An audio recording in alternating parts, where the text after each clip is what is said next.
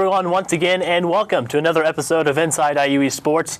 I'm your host, Caleb Gillock, and joining me today from men's cross country is head coach Brett Crowley, along with Dylan Cope and Seth Prince. How are you guys today? Pretty good. Thanks for having us on. Well, great to have all of you guys here. Let's talk a little bit about, first, before we talk about these guys, let's talk about the women's team a little bit. How did they do this season? A lot of really strong efforts, really great improvement across the board. Obviously, the influx of new talent, along with, I think, our current team and their summer training really made the season go. Anytime where you improve your standing, a year ago at KIC we were 6th. It's a team we finished 5th in the core of our group, especially our middle runners, if you will, 2 through 5, all improved throughout the season. Grace obviously ended this year as a freshman, eclipsing the school record. Had an excellent freshman campaign along with Haley Rogers, but Grace was not far from being where these gentlemen are about to be in another 30 seconds or so, and good winter training and good track season. I think she'll be right there and have a chance to qualify down the road. So all in all, an excellent season for our women. How about the men? Well, these guys have, again, summer work, hard training has all paid off, especially for these two guys, but our core of our team is in place. We had a very strong showing in Pittsburgh. Unique when we arrived, I said, well, what do you guys think? I was a little nervous, and they all looked at me and I was like, this is doable. We're going to do well today. And across the board, their efforts have been outstanding. We really had a very strong October. Our meets in October really prepared us for the KIC, and these guys led the way along with several others. So very pleased and proud of their effort, and they're rewarded to get to go to nationals. How'd the season go for each of you guys? Dylan, we'll start with you. Season went really well. I had great summer mileage. It starts in May, and it gets hard. And running in the summer, it takes a lot of I don't know how to explain it. It takes a lot of mental toughness. It gets hard out there, and there's a day you just don't want to do it anymore. But we got to the season, and everything's just gone well, I guess. All right, how about you, Seth? Well, coming in as a senior, I kind of knew what to expect and everything, and working over the summer, it was really, I took a summer job, so I had to grow up a little bit and have fit in my work schedule with my practice schedule, so it was a real learning experience. For a total season, I think it went really well. I was excited to have Dylan right beside me coming into this, and we've been battling all season. It was really nice to have another caliber runner beside me. It's been a great season, though. I'm excited for track to come up. All right. What are some of the things that you guys have done over the summer stuff? You guys each keep talking about the summer. What are some of the things you do to train to get to this part of the year? It's summer's a building block. We start out, we get in about 50, 60 miles a week, and that's about as high as we go. We need to start expanding that some, but it's just a building block. Once we get that base mileage in, as Dylan said once, he said it's like building a mountain, and the bigger the base, the higher you can reach. Coach, what are your thoughts on that? I echo that sentiment. I know these guys would run 80, 90, 100, 110 miles a week from that standpoint, but when you put forth the effort and you have your base endurance during the summer, you're able to work on actually racing as we get into the season and into the school year. And when that happens, the sky's the limit, I think, in terms of development. But it all starts with that summer work and getting up earlier in the heat of the day to go do 5, 6, 7 long runs at 8, 10 miles a day or so, along with some strength training, conditioning, as well as some track workouts and some general speed work to help improve. But it all starts in the summer. Now, is there any certain type of dieting or anything they have to do throughout the season? Funny you should ask me that. We talked to our whole team about nutrition and diet and whatnot. Easier said than done on a college student schedule and a college student athlete schedule. I like the seafood diet. I see food and I eat it. There you go. Both of them can pull that off and get away with it. Some of our team and their coach can't necessarily do that these days, but we talk to our team about nutrition and watching what they eat, and more so watching what they drink. Having plenty of water and staying hydrated, trying to stay off sugary drinks and sweet tea and obviously soda and all those things are really, really key. But we do have talk about nutrition quite a bit, and most of the time it's adhered to. Sometimes on occasion when I see an occasional cheeseburger being wolfed down here and there, but that won't hurt anyone from that aspect. But they try to watch what they very closely. All right, when we come back, we'll talk about the big beat that these guys have coming up. We'll be right back with more Inside IUE Sports. This is where a busy mom can work toward a bachelor's degree from a top national university during softball practice. It's where a service member can continue his college studies from anywhere in the world, and where you'll benefit from one of the country's most effectively delivered online programs. Woohoo! So, if you've ever wondered if a college education is really worth it, this is where you'll see that it is. This is Indiana University East Online.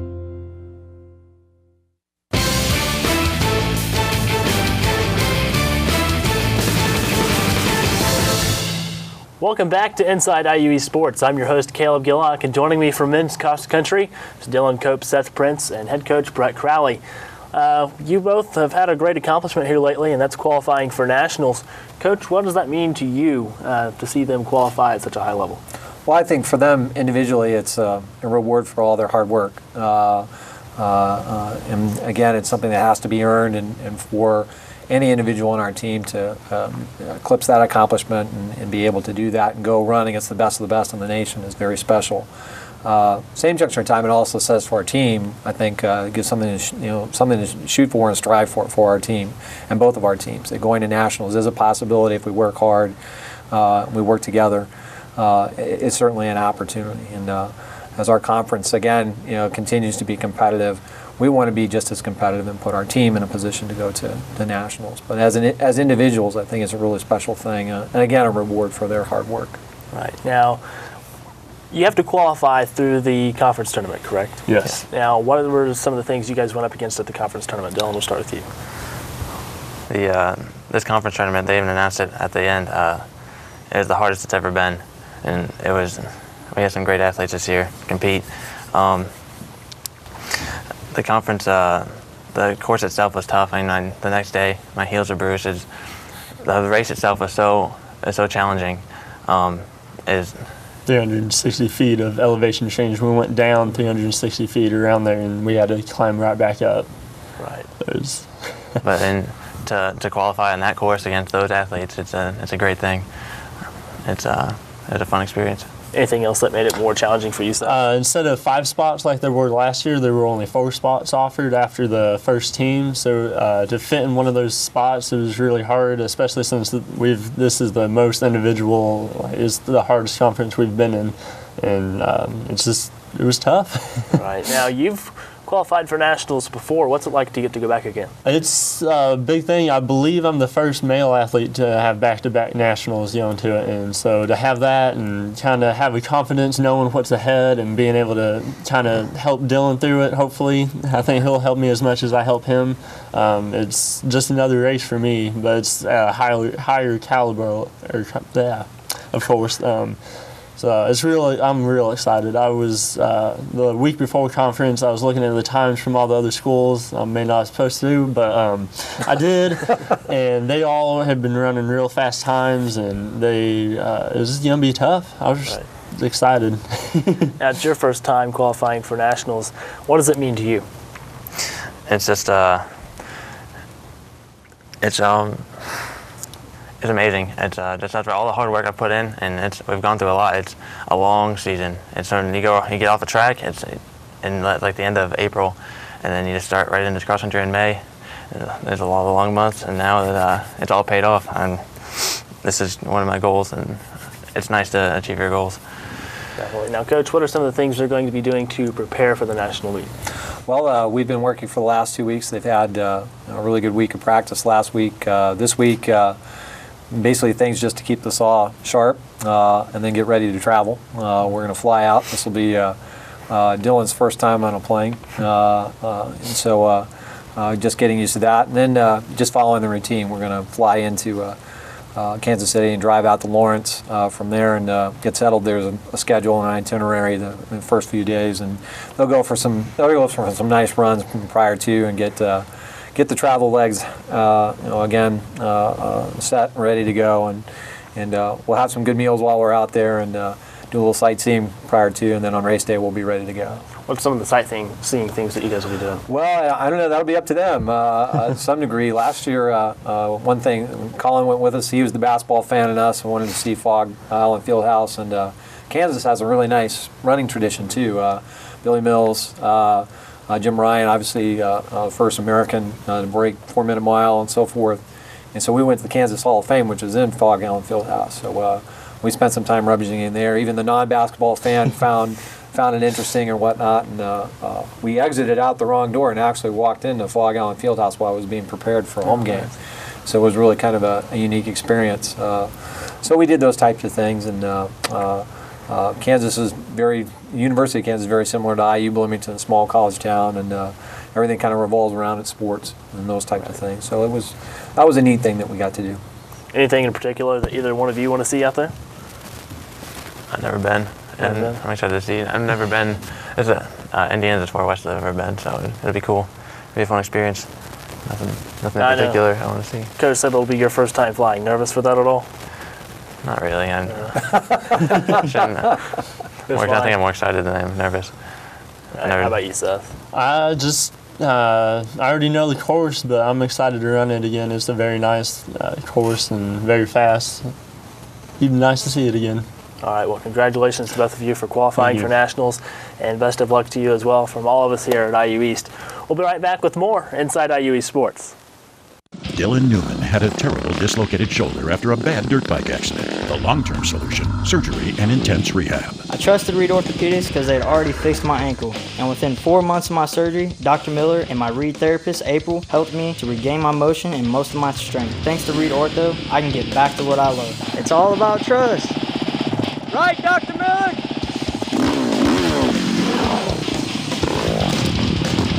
Right here at Reed. Right here in Richmond.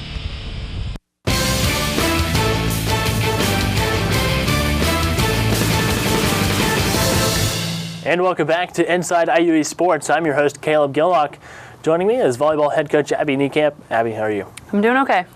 Well, the volleyball season ended 20-13, 7-3 in the Kayak Conference. Tell us about how the whole season went. I thought this season as a whole was a great season for us. You know, we overcame a lot of obstacles, and we had so many new players this year that I think we grew together as a team really well. Unfortunately, it didn't have the ending that we wanted to. But overall, as a whole team and as a whole season, I thought we did really well. Now, you said the team had to overcome some obstacles. What were those? You know, just being a young team, we were told that all the time that, you know, you guys are young, you're going to be okay, you're going to be okay. But just finding the consistency to play together, that was a big obstacle for us. Just pulling everybody along and introducing them to their freshman season was, I think, an obstacle in itself. Now, what were some of the players you thought that improved the most throughout the course of the season? Improved the most? Well, Mallory was just stellar this year. She was an amazing athlete for us this year. I thought she improved this year, but she also had a great season last season, so she's just very consistently improving. I think Bailey Gates is going to be one of our big hitters in the future. She did a lot this season for us, really stepping up. Madison Yoder stepped in that libero position for us and just ran with it. You know, all of our players really improved individually. A lot of them were so raw coming in that they had a lot of opportunities to improve. So I think overall as a team we improved really well. Let's talk a little bit about the end of the season. The season finale was at home against Marion. That was Retro Night. Tell us a little bit about that game. Retro Night was a lot of fun for us. We loved getting the big crowd out there, and we had a cool 90s theme. You know, we had Rufus on our t-shirt this year, a throwback to that Nirvana cover, 90s cover. So it was a fun game for us. We got a lot of fans out there, and it was our last opportunity to play together at home this year. So the girls just went out and they went at it, and I thought they played really well, and they were the aggressors that match. Now, do the girls seem to play better when they have a larger crowd there to support them? Absolutely. They love the energy of the fans, and you know that's kind of unfortunate when we don't have it, that they kind of play down to a lesser level, but they really feed off the energy. And you know, when our basketball boys show up and our other athletes show up and they're all dressed up and they're trying to get onto the court and whatnot, that really hypes them up and they get really into the game that way. All right, well, of course, the conference tournament started with a game against IU Southeast that ended up in a 3-0 loss. Of course, I know you're feeling a little disappointment, but tell us a little bit about that game. Absolutely. It was extremely disappointing for us. After we played them the first time, you know, we saw that our biggest weakness the first time around was our errors.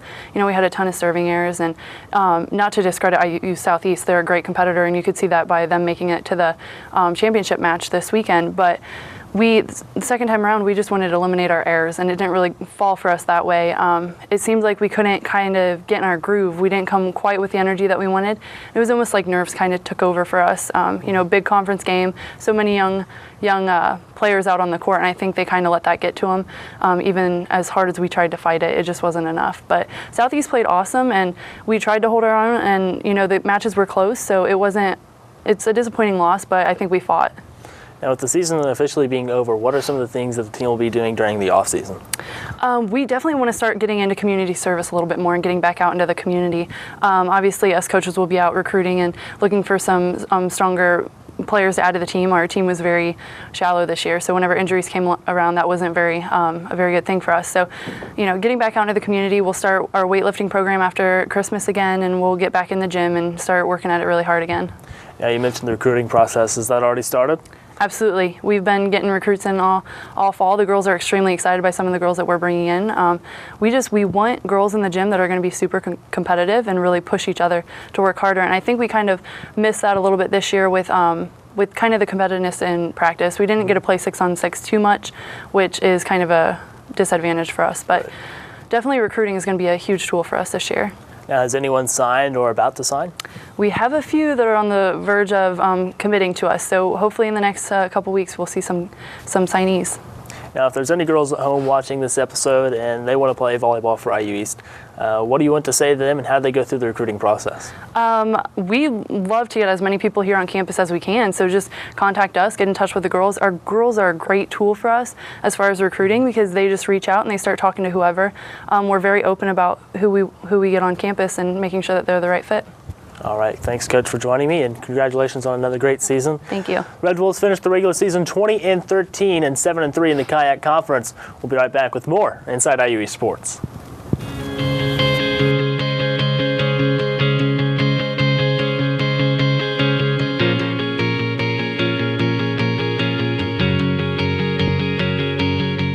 I'm Dr. Ganesh Ramachandran, the region's only hand specialist at Reed Orthopedic Center. Patients love how easy it is having everything under one roof and how easy it is to get here. Right here at Reed Orthopedic Center, right here in Richmond.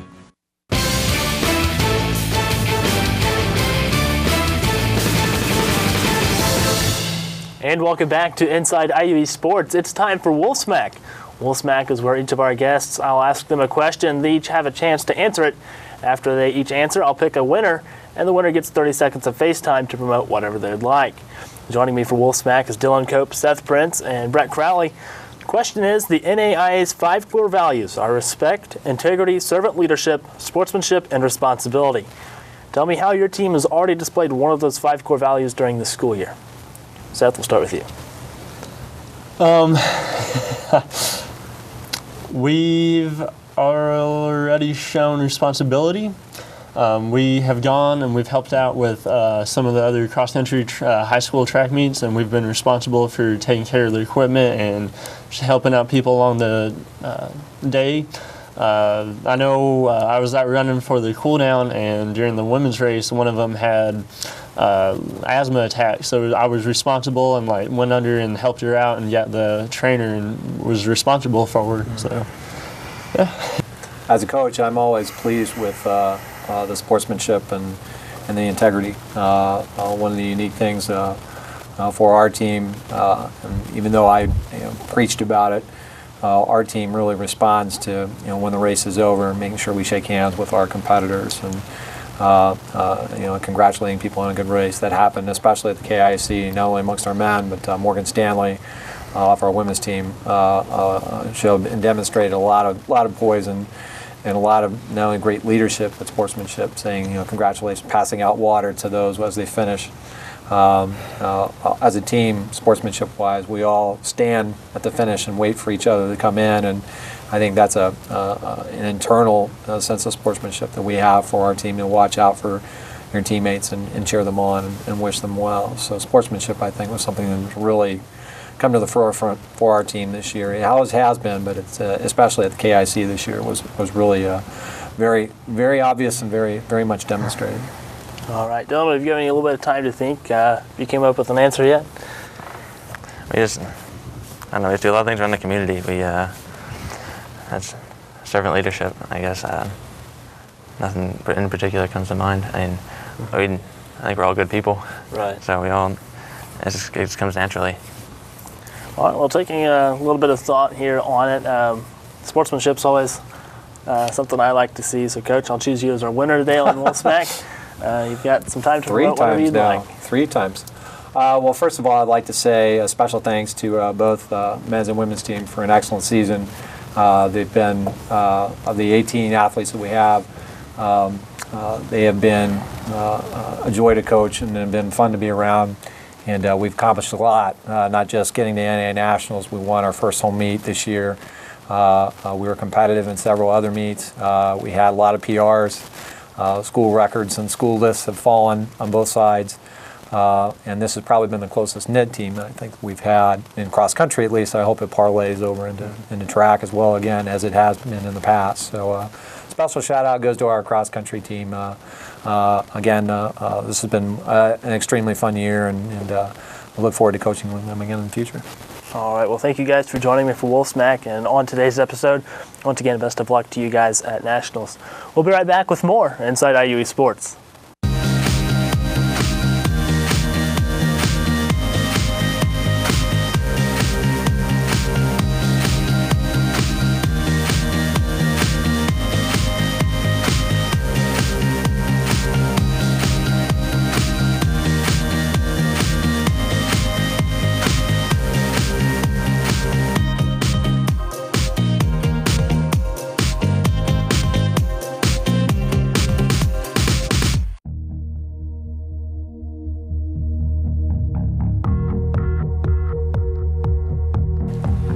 Sometimes I think the fates must grin as we denounce and insist. The only reason we can't win is the fates themselves that miss. Yet there lives on an ancient claim, we win or lose within ourselves. The shiny trophies on our shelves can never win tomorrow's game. You and I know deeper down, there's always a chance to win the crown. But when we fail to give our best, we simply haven't met the test of giving all and saving none until the game is really won. Of showing what is meant by grit, of fighting on when others quit, of playing through, not letting up. It's bearing down that wins the cup, of taking it and taking more until we gain the winning score. Of dreaming there's a goal ahead, of hoping when our dreams are dead, of praying when our hopes have fled. Yet losing, not afraid to fall if bravely we have given all. For who can ask more of a man than giving all within his span? Giving all, it seems to me, is not so far from victory. And so the fates are seldom wrong, no matter how they twist and wind. It is you and I who make our fates. We open up or close the gates, on the road ahead or the road behind.